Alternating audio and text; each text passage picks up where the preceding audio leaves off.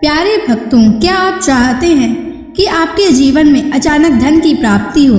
क्या आपके पैसे की कमी के कारण महत्वपूर्ण कार्य रुके हुए हैं? तो आज आप सही वीडियो पर आए हैं, क्योंकि आज हम आपको माँ लक्ष्मी का एक ऐसा अचूक और अद्भुत मंत्र बताने वाले हैं, जिस मंत्र के नियमित 108 बार जाप करने मात्र से ही अचानक धन प्राप्ति के योग बनते हैं, भाग्य का उदय होता है और रुके हुए काम पूरे होते हैं। व्यापार और नौकरियों में नई संभावनाएं खुलती हैं। बस आपको माँ लक्ष्मी के इस मंत्र का जाप करना है और पूरी श्रद्धा के साथ करना है। इस मंत्र को अधूरा ना छोड़ें। इस मंत्र का जाप पूरे 108 बार करें और जब भी आप इस मंत्र का जाप करें तो इस वीडियो को अपने मोबाइल फोन पर या स्पीकर पर चलाकर सुनें, ताकि आप माँ लक्ष्मी के इस मंत्र का जाप बिना किसी विघ्न के पूरा कर सकें। और माँ लक्ष्मी की असीम कृपा और उनके आशीर्वाद प्राप्त करने के लिए इस वीडियो को लाइक और चैनल को सब्सक्राइब जरूर कर दीजिए और कमेंट बॉक्स में जय माँ लक्ष्मी अवश्य लिख दीजिए। तो चलिए भक्तों, मंत्र का जाप करना प्रारंभ करते हैं। ओम ह्रीं श्रीं महालक्ष्मै नमः। दन्तं मे देहि द्रव्या स्वाहा। ओम ह्रीं श्रीं महालक्ष्मै नमः। दन्तं मे देहि द्रव्या स्वाहा। ओम ह्रीं श्रीं महालक्ष्मै नमः। दन्तं मे देहि द्रव्या स्वाहा। ओम ह्रीं श्रीं महालक्ष्मै नमः। दन्तं मे देहि द्रव्या स्वाहा। ओम ह्रीं श्रीं महालक्ष्मै नमः। दन्तं मे देहि द्रव्या स्वाहा। ओम ह्रीं श्रीं महालक्ष्मै नमः। दन्तं मे देहि द्रव्या स्वाहा। ओम ह्रीं श्रीं महालक्ष्मै नमः। दन्तं मे देहि द्रव्या स्वाहा। ओम ह्रीं श्रीं महालक्ष्मै नमः। दन्तं मे देहि द्रव्या स्वाहा। ओम ह्रीं श्रीं महालक्ष्मै नमः। दन्तं मे देहि द्रव्या स्वाहा। ओम ह्रीं श्रीं महालक्ष्मै नमः। दन्तं मे देहि द्रव्या स्वाहा। ओम ह्रीं श्रीं महालक्ष्मै नमः। दन्तं मे देहि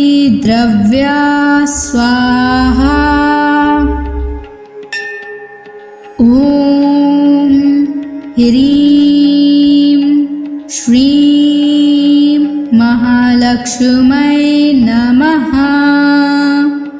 दन्तं मे देहि द्रव्या स्वाहा। ॐ ह्रीं श्रीं महालक्ष्मै नमः। दन्तं मे देहि द्रव्या स्वाहा। ॐ ह्रीं श्रीं महालक्ष्मै नमः। दन्तं मे देहि द्रव्या स्वाहा। ॐ ह्रीं श्रीं महालक्ष्मै नमः। दन्तं मे देहि द्रव्या स्वाहा।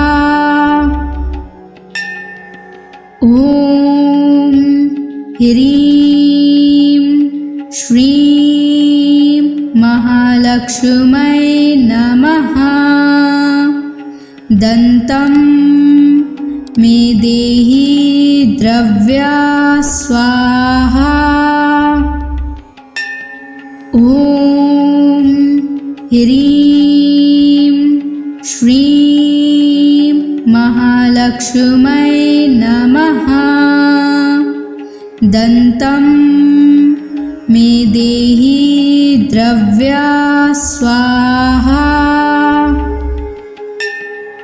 ॐ ह्रीं श्रीं महालक्ष्मै नमः। दन्तं मे देहि द्रव्या स्वाहा। ॐ ह्रीं श्रीं महालक्ष्मै नमः। दन्तं मे देहि द्रव्या स्वाहा। ॐ ह्रीं श्रीं महालक्ष्मै नमः। दन्तं मे देहि द्रव्या स्वाहा। ॐ ह्रीं श्रीं महालक्ष्मै नमः। दन्तं मे देहि द्रव्या स्वाहा। ॐ ह्रीं श्रीं महालक्ष्मै नमः। दन्तं मे देहि द्रव्या स्वाहा। ॐ ह्रीं श्रीं महालक्ष्मै नमः। दन्तं मे देहि द्रव्या स्वाहा। ॐ ह्रीं श्रीं महालक्ष्मै नमः। दन्तं मे देहि द्रव्या स्वाहा। ॐ ह्रीं श्रीं महालक्ष्मै नमः। दन्तं मे देहि द्रव्या स्वाहा। ॐ ह्रीं श्रीं महालक्ष्मै महालक्ष्मै नमः। दन्तं मे देहि द्रव्या स्वाहा। ॐ ह्रीं श्रीं महालक्ष्मै नमः। दन्तं मे देहि द्रव्या स्वाहा। ॐ ह्रीं श्रीं महालक्ष्मै नमः। दन्तं मे देहि द्रव्या स्वाहा। ॐ ह्रीं श्रीं महालक्ष्मै नमः। दन्तं मे देहि द्रव्या स्वाहा। ॐ ह्रीं श्रीं महालक्ष्मै नमः। दन्तं मे देहि द्रव्या स्वाहा। ॐ ह्रीं श्रीं महालक्ष्मै नमः। दन्तं मे देहि द्रव्या स्वाहा। ॐ ह्रीं श्रीं महालक्ष्मै नमः।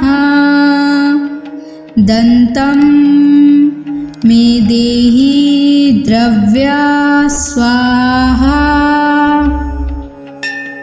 ॐ ह्रीं श्रीं महालक्ष्मै नमः। दन्तं मे देहि द्रव्या स्वाहा। ॐ ह्रीं श्रीं महालक्ष्मै नमः। दन्तं मे देहि द्रव्या स्वाहा। ॐ ह्रीं श्रीं महालक्ष्मै नमः। दन्तं मे देहि द्रव्या स्वाहा। ॐ ह्रीं श्रीं महालक्ष्मै नमः। दन्तं मे देहि द्रव्या स्वाहा। ॐ ह्रीं श्रीं महालक्ष्मै नमः। दन्तं मे देहि द्रव्या स्वाहा। ॐ ह्रीं श्रीं महालक्ष्मै नमः। दन्तं मे देहि द्रव्या स्वाहा। ॐ ह्रीं श्रीं महालक्ष्मै नमः। दन्तं मे देहि द्रव्या स्वाहा। ॐ ह्रीं श्रीं महालक्ष्मै नमः। दन्तं मे देहि द्रव्या स्वाहा। ॐ ह्रीं श्रीं महालक्ष्मै नमः। दन्तं मे देहि द्रव्या स्वाहा। ॐ ह्रीं श्रीं महालक्ष्मै नमः। दन्तं मे देहि द्रव्या स्वाहा। ॐ ह्रीं श्रीं महालक्ष्मै नमः। दन्तं मे देहि द्रव्या स्वाहा। ॐ ह्रीं श्रीं महालक्ष्मै नमः। दन्तं मे देहि द्रव्या स्वाहा। ॐ ह्रीं श्रीं महालक्ष्मै नमः। दन्तं मे देहि द्रव्या स्वाहा। ॐ ह्रीं श्रीं महालक्ष्मै नमः। दन्तं मे देहि द्रव्या स्वाहा। ॐ ह्रीं श्रीं महालक्ष्मै नमः। दन्तं मे देहि द्रव्या स्वाहा। ॐ ह्रीं श्रीं महालक्ष्मै नमः। दन्तं मे देहि द्रव्या स्वाहा। ॐ ह्रीं श्रीं महालक्ष्मै नमः। दन्तं मे देहि द्रव्या स्वाहा। ॐ ह्रीं श्रीं महालक्ष्मै नमः। दन्तं मे देहि द्रव्या स्वाहा। ॐ ह्रीं श्रीं महालक्ष्मै नमः। दन्तं मे देहि द्रव्या स्वाहा। ॐ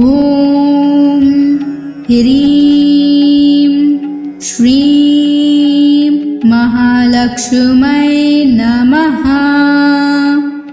दन्तं मे देहि द्रव्या स्वाहा। ॐ ह्रीं श्रीं महालक्ष्मै नमः। दन्तं मे देहि द्रव्या स्वाहा। ॐ ह्रीं श्रीं महालक्ष्मै नमः। दन्तं मे देहि द्रव्या स्वाहा।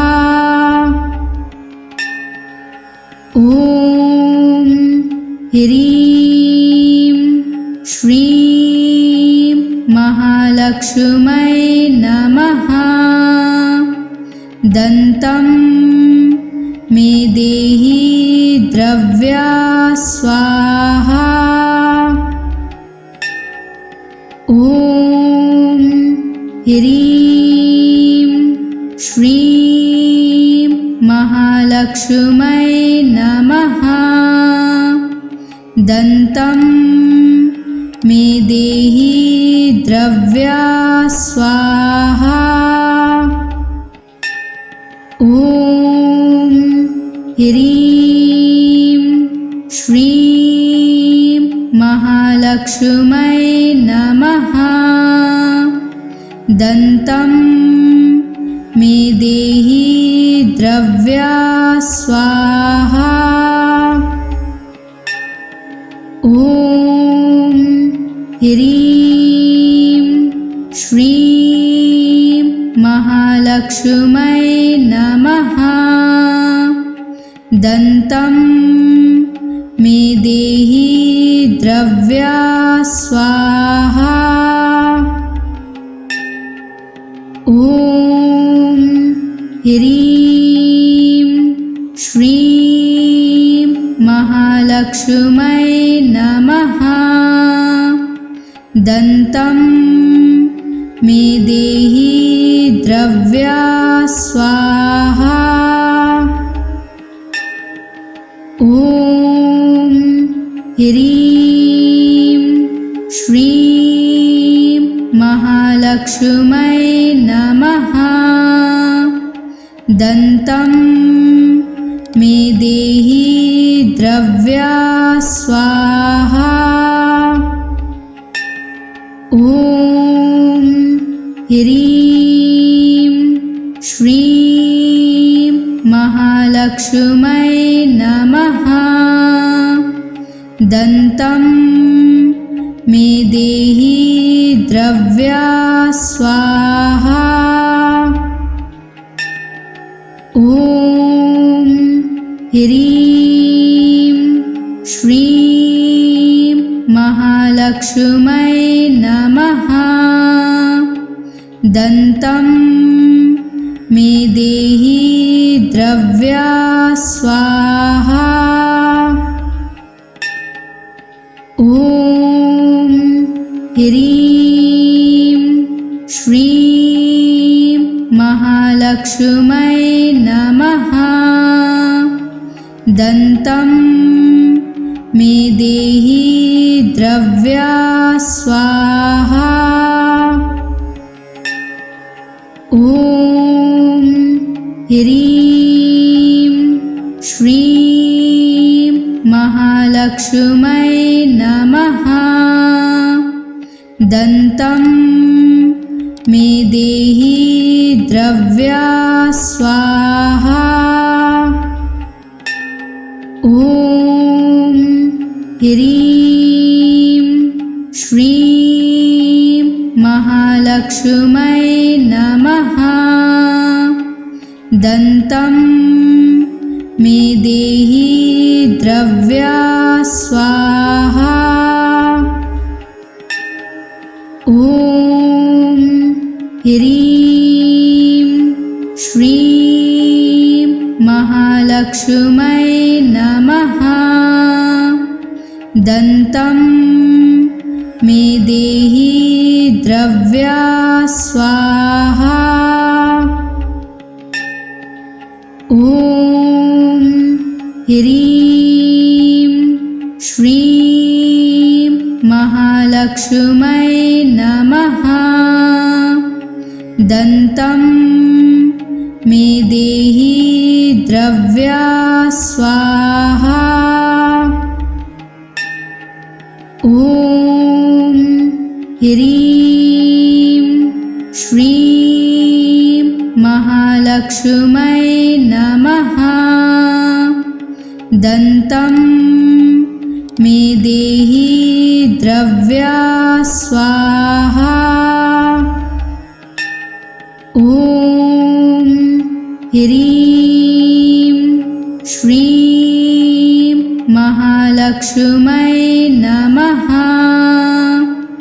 दन्तं मे देहि द्रव्या स्वाहा। ॐ ह्रीं श्रीं महालक्ष्मै नमः।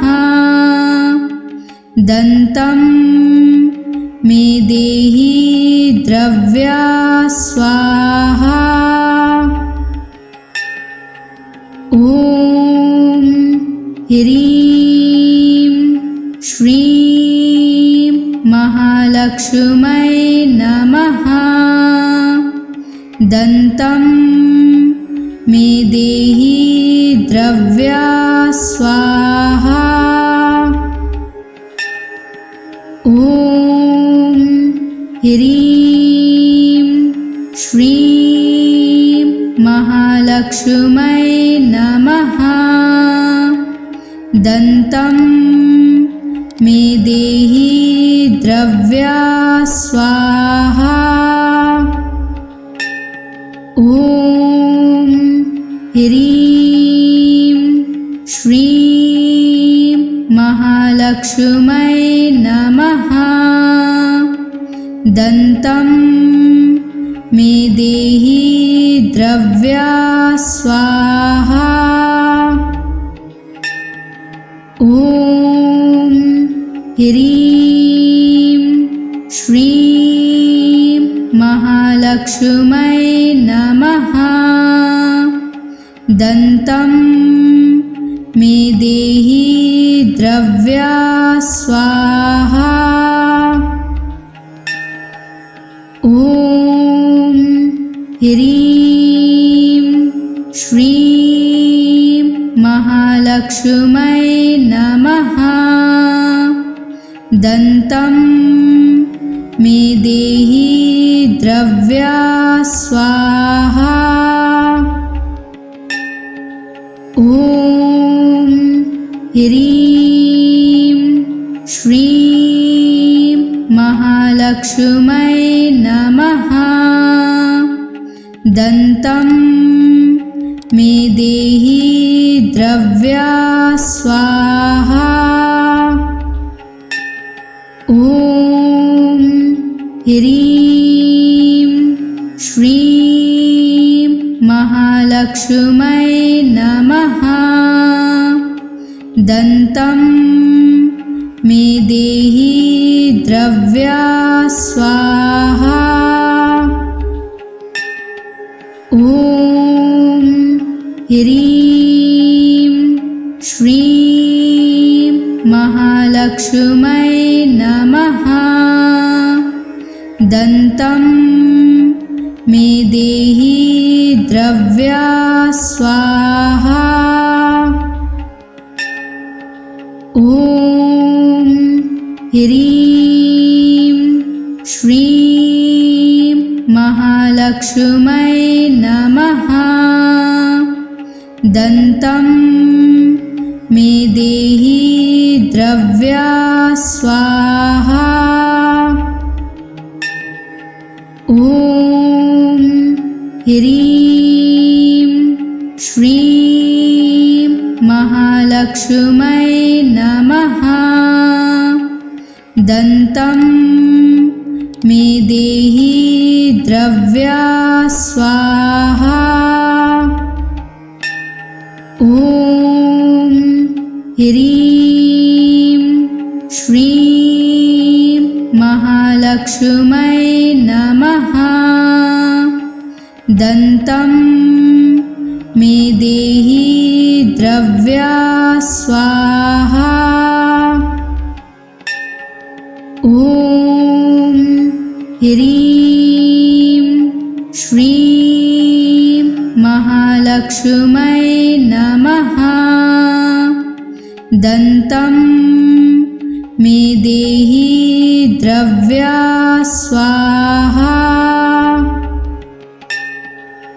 ॐ ह्रीं श्रीं महालक्ष्मै नमः। दन्तं मे देहि द्रव्या स्वाहा। ॐ ह्रीं श्रीं महालक्ष्मै नमः। दन्तं मे देहि द्रव्या स्वाहा। ॐ ह्रीं श्रीं महालक्ष्मै नमः। दन्तं मे देहि द्रव्या स्वाहा। ॐ ह्रीं श्रीं महालक्ष्मै नमः। दन्तं मे देहि द्रव्या स्वाहा।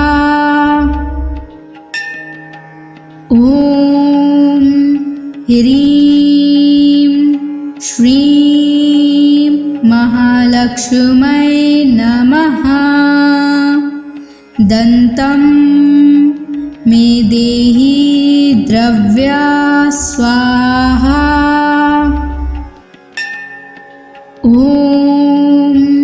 ह्रीं श्रीं महालक्ष्मै नमः। दन्तं मे देहि द्रव्या स्वाहा। ॐ ह्रीं श्रीं महालक्ष्मै नमः। दन्तं मे देहि द्रव्या स्वाहा। ॐ ह्रीं श्रीं महालक्ष्मै नमः। दन्तं मे देहि द्रव्या स्वाहा। ॐ ह्रीं श्रीं महालक्ष्मै नमः। दन्तं मे देहि द्रव्या स्वाहा। ॐ ह्रीं श्रीं महालक्ष्मै नमः। दन्तं मे देहि द्रव्या स्वाहा। ॐ ह्रीं श्रीं महालक्ष्मै नमः। दन्तं मे देहि द्रव्या स्वाहा। ॐ ह्रीं श्रीं महालक्ष्मै नमः। दन्तं मे देहि द्रव्या स्वाहा। ॐ ह्रीं श्रीं महालक्ष्मै नमः। दन्तं मे देहि द्रव्या स्वाहा। ॐ ह्रीं श्रीं महालक्ष्मै नमः। दन्तं मे देहि द्रव्या स्वाहा। ॐ ह्रीं श्रीं महालक्ष्मै नमः। दन्तं मे देहि द्रव्या स्वाहा।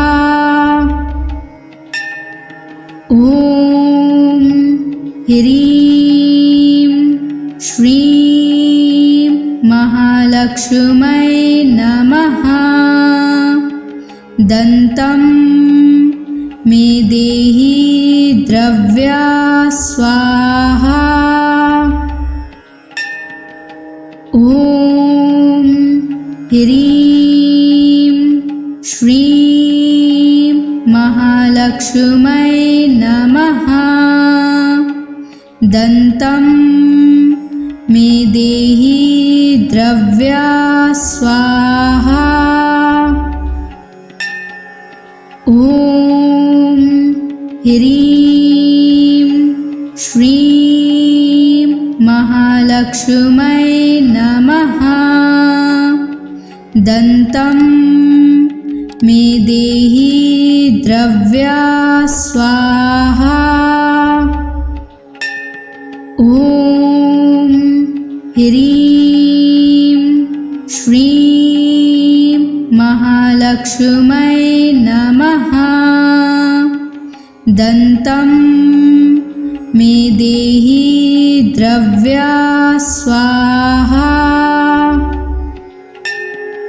ॐ ह्रीं श्रीं महालक्ष्मै नमः। दन्तं मे देहि द्रव्या स्वाहा। ॐ ह्रीं श्रीं महालक्ष्मै नमः। दन्तं मे देहि द्रव्या स्वाहा। ॐ ह्रीं श्रीं महालक्ष्मै नमः। दन्तं मे देहि द्रव्या स्वाहा। ॐ ह्रीं श्रीं महालक्ष्मै नमः। दन्तं मे देहि द्रव्या स्वाहा। ॐ ह्रीं श्रीं महालक्ष्मै नमः। दन्तं मे देहि द्रव्या स्वाहा। ॐ ह्रीं श्रीं महालक्ष्मै नमः। दन्तं मे देहि द्रव्या स्वाहा। ॐ ह्रीं श्रीं महालक्ष्मै नमः। दन्तं मे देहि द्रव्या स्वाहा। ॐ ह्रीं श्रीं महालक्ष्मै नमः। दन्तं मे देहि द्रव्या स्वाहा। ॐ ह्रीं श्रीं महालक्ष्मै नमः। दन्तं मे देहि द्रव्या स्वाहा। ॐ ह्रीं श्रीं महालक्ष्मै नमः। दन्तं मे देहि द्रव्या स्वाहा। ॐ ह्रीं श्रीं महालक्ष्मी महालक्ष्मै नमः। दन्तं मे देहि द्रव्या स्वाहा। ॐ ह्रीं श्रीं महालक्ष्मै नमः। दन्तं मे देहि द्रव्या स्वाहा। ॐ ह्रीं श्रीं महालक्ष्मै नमः। दन्तं मे देहि द्रव्या स्वाहा। ॐ ह्रीं श्रीं महालक्ष्मै नमः। दन्तं मे देहि द्रव्या स्वाहा। ॐ ह्रीं श्रीं महालक्ष्मै नमः। दन्तं मे देहि द्रव्या स्वाहा। ॐ ह्रीं श्रीं महालक्ष्मै नमः। दन्तं मे देहि द्रव्या स्वाहा। ॐ ह्रीं श्रीं महालक्ष्मै नमः। दन्तं मे देहि द्रव्या स्वाहा। ॐ ह्रीं श्रीं महालक्ष्मै नमः। दन्तं मे देहि द्रव्या स्वाहा। ॐ ह्रीं श्रीं महालक्ष्मै नमः। दन्तं मे देहि द्रव्या स्वाहा। ॐ ह्रीं श्रीं महालक्ष्मै नमः। दन्तं मे देहि द्रव्या स्वाहा। ॐ ह्रीं श्रीं महालक्ष्मै नमः। दन्तं मे देहि द्रव्या स्वाहा।